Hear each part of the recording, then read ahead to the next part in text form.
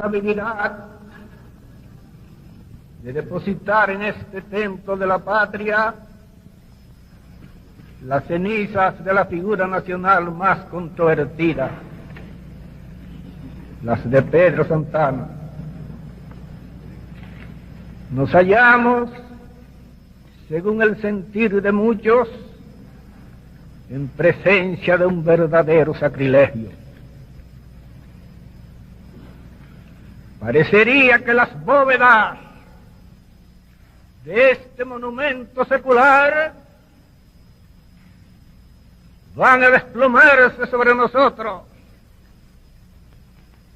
por haber franqueado las puertas de este santuario patriótico a un apóstata que vendió a su propia patria y cuyos restos parecían ya inapenablemente condenados a ir de ciudad en ciudad y de tumba en tumba, arrastrando en su propio país las cadenas de un ostracismo ignominioso. ¿Cómo es posible que el hombre que incurrió en el absurdo de cambiar por un risible diploma de marqués su título de libertador, que se resignó a ser vasallo en los palacios reales después de haber sido rey en los campos de batalla, que decapitó la república con el mismo sable con que coronó su frente de victorias, que el soldado que formó con los fusileros del Seibo el antemurar humano que cerró en el sur de nuestro territorio el paso a las hordas de la invasión. ¿Cómo es posible, en una palabra, que esa especie de monstruo, que por un lado nos redimió de la servidumbre y por el otro nos ató de nuevo al poste del vasallaje, sea traído aquí, a este altar de la patria, para compartir en él la gloria de los que jamás traicionaron sus ideales, de los que coronaron su carrera muriendo dignamente en olor de heroicidad? Hondos escrúpulos de conciencia sacuden nuestro ánimo al depositar hoy los restos de semejante personaje en una urna cercana a la de Antonio Duvergé y a la de María Trinidad Sánchez. Se diría que el héroe del número,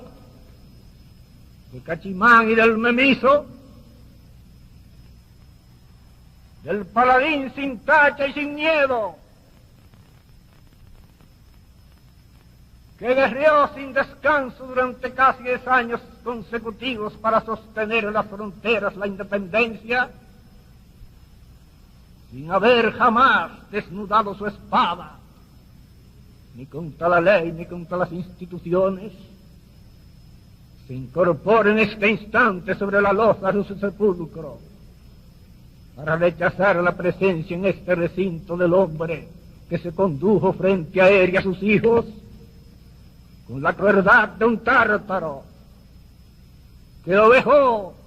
sin consideración alguna ni a su martirio ni a su gloria, y que después de haberlo hecho fusilar, sin haberle ofrecido siquiera la oportunidad de defenderse,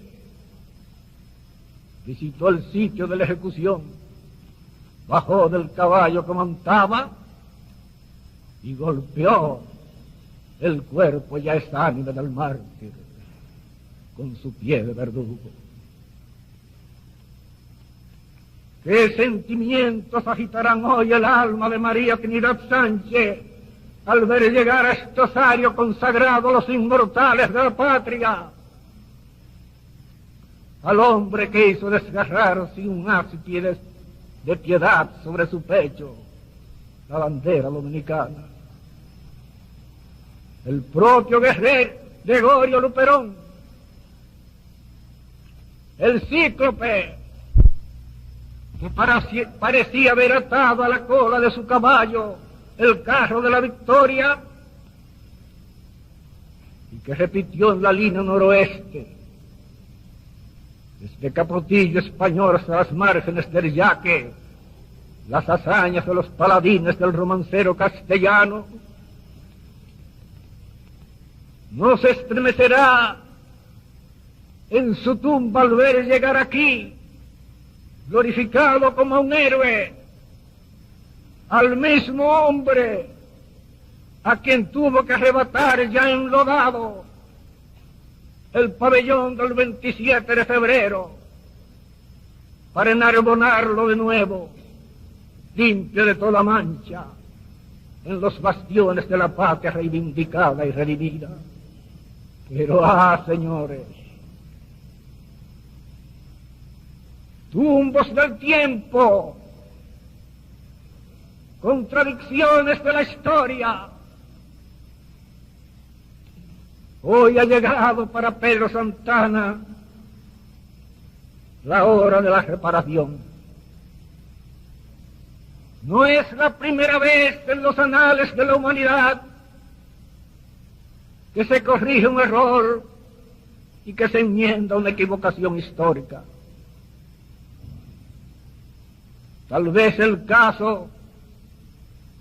que mayor parecido guarda con el que hoy nos congrega alrededor de estas cenizas, que como dijera Nicéforo Calazamora, a propósito de las de otra figura unida también a nuestra historia,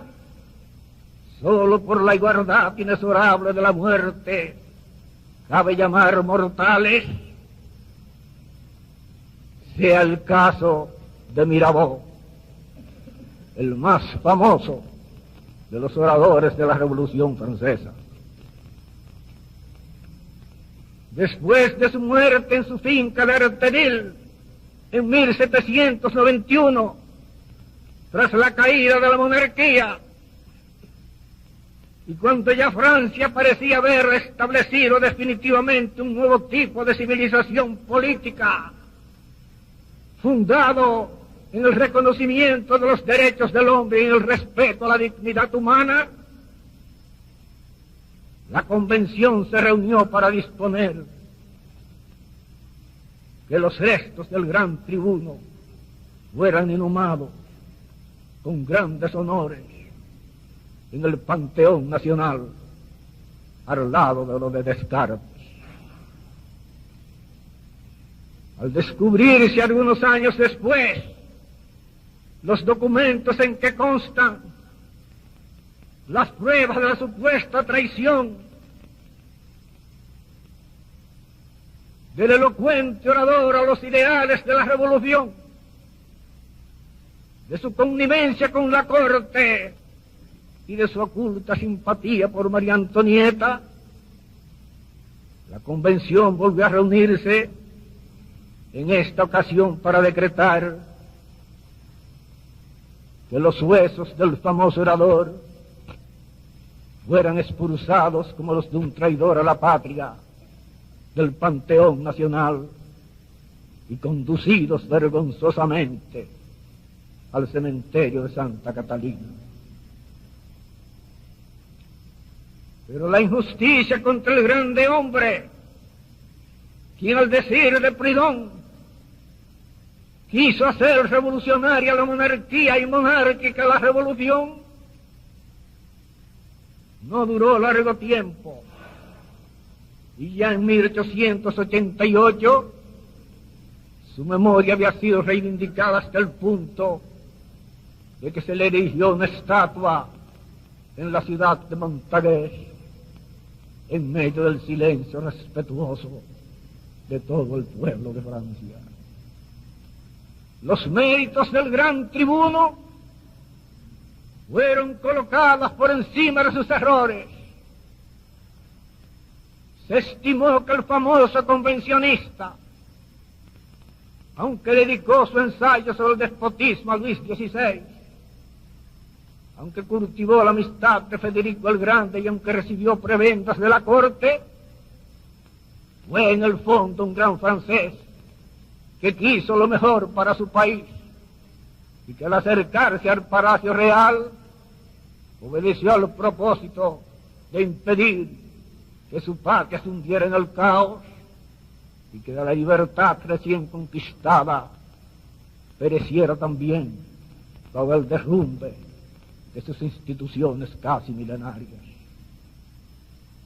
El gran francés,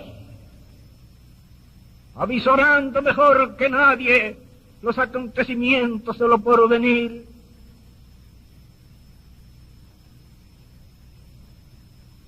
quiso salvar el orden sin mantener el viejo orden. Luchó para evitar lo que se sobrevino después, cuando el terror sacudió a toda la nación y el territorio de Francia fue inundado de un extremo a otro bajo un torrente de lágrimas y de sangre. Fue pues Mirabeau cuando se empeñó en conciliar los intereses de la revolución con los intereses de la monarquía, un traidor a la causa de la libertad, o fue por el contrario un gran patriota que quiso eliminar las injusticias del viejo régimen sin destruir la sociedad misma. Se sabe, por otra parte, que su pensamiento representaba una poderosa corriente de opinión en su época y que sus ideas conciliadoras eran compartidas por franceses intransigentes como Barnave y como el propio Maximiliano Robespierre. Si comparamos ambos casos, guardando entre ellos las distancias debidas, podríamos ahora preguntarnos si Pedro Santana, cuando llevó a cabo la anexión, obedeció a su propio impulso, o si actuó por el contrario como un intérprete de la opinión ilustrada de su época. Grandes dominicanos de aquel mismo período, como Manuel de Jesús Garbán, príncipe de los prosistas nacionales, y como Javier Ángulo Guridi, autor de temas políticos, participaban también de la idea de que la República no era capaz de sostener por sí sola su independencia y de que necesitaba, para sobrevivir ante la embestida de otro estado vecino, la sazón más fuerte, del apoyo de una nación extranjera. Todavía después de consumada la independencia, con el ambiente saturado por el romanticismo de los libertadores y con la mayoría de los ánimos influidos por el patriotismo fanático de los 9 idealistas que fundaron la sociedad secreta la Trinitaria, hubo patriotas, hubo próceres que se dejaron persuadir por la idea del autor de Enriquillo y de otros ciudadanos esclarecidos de aquel tiempo que estimaban que España no debía retirarse definitivamente de la isla y de que debería conservar en ella una especie de tutela protectora. El propio Ramón Mella, el adalid, iluminó con su relámpago hazañoso la noche del 27 de febrero, cuya intrepidez lo hace digno de las palabras con que honró Bolívar al general Manuel Cedeño cuando lo llamó en los propios campos de Carabobo el más bravo entre los bravos de Colombia. Aceptó como normal el encargo de dirigirse a España con entorchados diplomáticos para negociar con el gobierno de Isabel II un acuerdo que por fuerza colocaría a nuestro país ante la ley internacional en la situación de un Estado semi-independiente. Haití era a la sazón demasiado poderoso si se le comparaba con nuestra pobreza demográfica y con la exiguidad de los recursos con que contábamos en nuestra media isla semidesnuda y semidespoblada. Para poner fin al Estado Nacional de zozobra creada por la amenaza constante de nuevas invasiones, se consideró como una fatalidad histórica la reincorporación a España y se tildó de ilusos, peyorativamente de filorios, a los que como Duarte y sus discípulos se aferraban con obstinación al principio de la independencia absoluta. El error de la anexión fue, pues, el resultado de una opinión altamente difundida entre las clases conservadoras y entre los dominicanos, entre la mayoría de los dominicanos pensantes de la época. Más grave que el acto inconsulto de Santana fue el de Juan Sánchez Ramírez, cuando sometió de nuevo al yugo español la tierra que hizo libre, gracias al heroísmo y al genio militar con que condujo en palo hincado a los lanceros de Cotuí. Cuando se consumó la reconquista en 1808, no existía, como cuando se llevó a cabo la anexión en 1861, el peligro de la absorción inmediata de nuestro país por otro Estado vecino más poderoso, y la misma España, gobernada a la sazón por Fernando VII, no mostró interés en la recuperación de su antigua colonia, y nada hicieron las autoridades peninsulares para corresponder a aquel gesto de fidelidad del brigadier Juan Sánchez Ramírez hacia la madre patria. Hoy día, señores, nos parece una monstruosidad la obra de Santana, pero en su época, pese a la resistencia que encontró en soldados de fina fibra patriótica como José Contreras y en idealistas como el fundador de la República, fue la consigna derrotista de muchos patriotas y aún de muchos próceres, cuya dominicanidad no podía ser puesta en duda. El error de la anexión fue, pues, señora, el error de toda una época.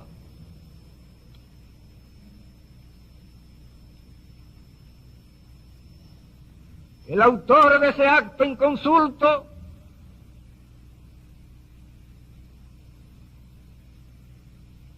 sigue teniendo enemigos acérrimos, como tiene también parciales apasionados. Los martillos de la crítica histórica no han dejado de golpear su memoria, unas veces para ensalzarla y otras veces para cubrirla con el bardón,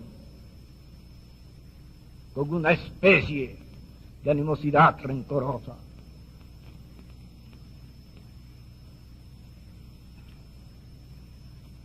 El destino no ha dejado de perseguir al autor de la anexión.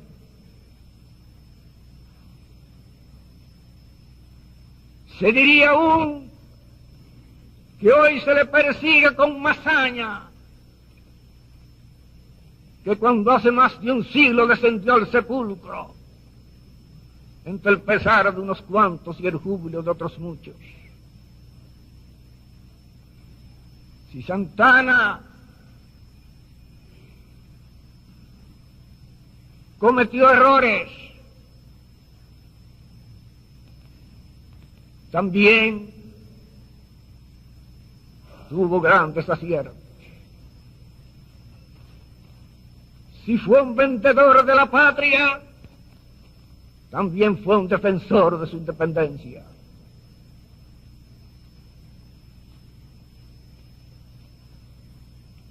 La cuestión, pues, de saber si debe mantenerse aún más allá de la muerte la proscripción que pesa sobre sus restos, olvidados en el Seibo, después de haber ido de tumba en tumba desde la fortaleza Osama hasta el lugar que hoy se escoge con peregrinación final para su reposo eterno, es cosa que pertenece exclusivamente a la historia. Que sus huesos, restituidos pues a su antigua dignidad después de haber permanecido entregados a la humedad de la tierra, hallen hoy sobre el frío pedestal de piedra que le están destinados la paz del perdón y el reposo definitivo. General Pedro Santana, después de haber descansado durante largos años en la tierra de tu predilección, con el lebrero a tus pies y la lanza de la casera recostada sobre el pecho, arrullado por el viento húmedo de las praderas del Prado, en donde tantas veces se oyó tu voz de mando cuando conducía tus vacadas al través de los caminos labrados por las pezuñas de las bestias. Vengan hoy a reposar en este templo consagrado a los inmortales de la patria. Tus compañeros de la guerra de la independencia y los que fueron tus adversarios leales en las luchas de la restauración deberán llegar sorprendidos, pero no enojados, al ponerte en pie para saludarlos con el peso de todas tus armas. Cada uno de ellos podrá ver escritas en tu espada tantas gestas épicas como las que Marte esculpió en el escudo de Aquiles. El que habla ha sido entre los aficionados a la historia uno de los menos adictos a tu persona y a tu obra. Siempre he sentido una sorda aversión y una incontenible repugnancia por tu despotismo sin control y por tu falta de caridad cristiana. Mi ánimo, al igual que el de otros muchos dominicanos, se ha crispado de indignación ante la severidad draconiana con que echaste a puntapiés del país a la madre del fundador de la República. Mi animadversión ha crecido hacia ti hasta adquirir las dimensiones de una repulsa total ante la sevicia con que perseguiste a esas dos grandes estrellas de la independencia nacional, Antonio Duvergé y a José Joaquín Puello, solo por envidia a su genio militar y por los celos que te inspiró su gloria. Antes que por haberte puesto la librea del esclavo, lo que nos repugna y nos horroriza en ti es el odio irracional y el encono salvaje con que perseguiste a tus víctimas. Gabino Richier, condenado a la pena capital, fue llevado por orden tuya de Aso hasta Barahona, solo para que la familia del reo presenciara la ejecución. José Ruiz, padre de 9 hijos, condenado también a la pena de muerte, fue llevado ante los muros del cementerio y durante varias horas se le hizo desfilar con un crucifijo entre las manos en presencia de una muchedumbre consternada, hasta que llegaste tú, el déspota, para que tanto el reo como el público oyeran en aquel escenario transformado en un circo la conmutación de la pena. El acto de barbarie que en esa ocasión protagonizaste fue similar al que se usó contra Dostoyevsky, contra el gran Dostoyevsky y sus compañeros de presidio en la vieja plaza de armas del regimiento Smolensky. El autor del Idiota y otros 19 supuestos conspiradores fueron llevados hasta el pie del patíbulo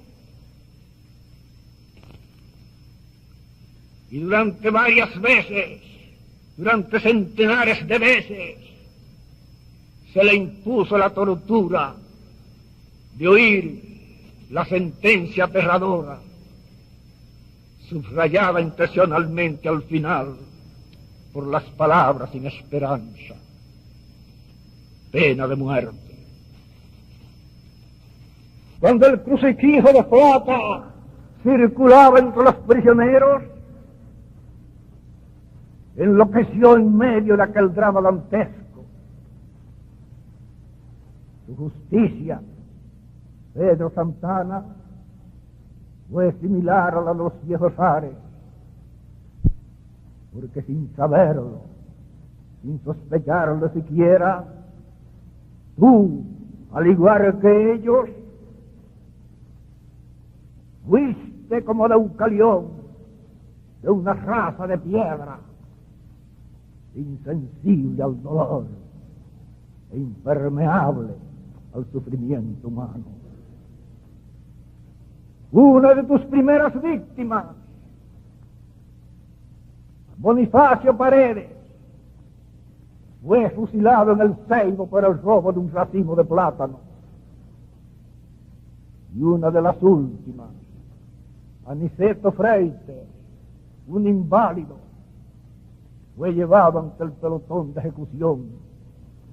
en una silla de ruedas. El 17 de febrero fue el día escogido por ti para el fusilamiento de María Trinidad Sánchez, solo porque en esa fecha se hallaba simbolizado el heroísmo de aquella mujer sublime que ofreció su sangre en holocausto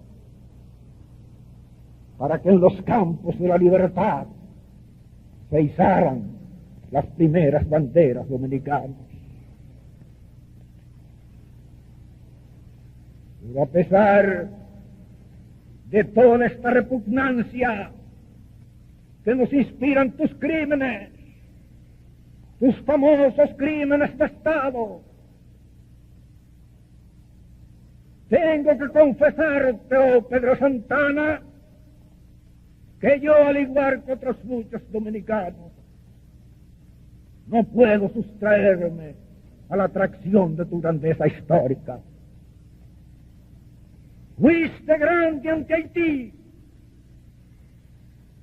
el mayor peligro que amenazaba en todas las épocas la existencia de la República. Y esos laureles, aunque manchados por la anexión, deben bastar por sí solos para otorgarte el derecho de ocupar un sitial preeminente en el Olimpo de nuestros dioses. Que la justicia de Dios, más grande que la justicia de la historia, más alta que el odio de los hombres, que las pasiones de los hombres, te escude contra la persecución y el odio de tus enemigos y te permitan reposar desde ahora en adelante para siempre en este templo de la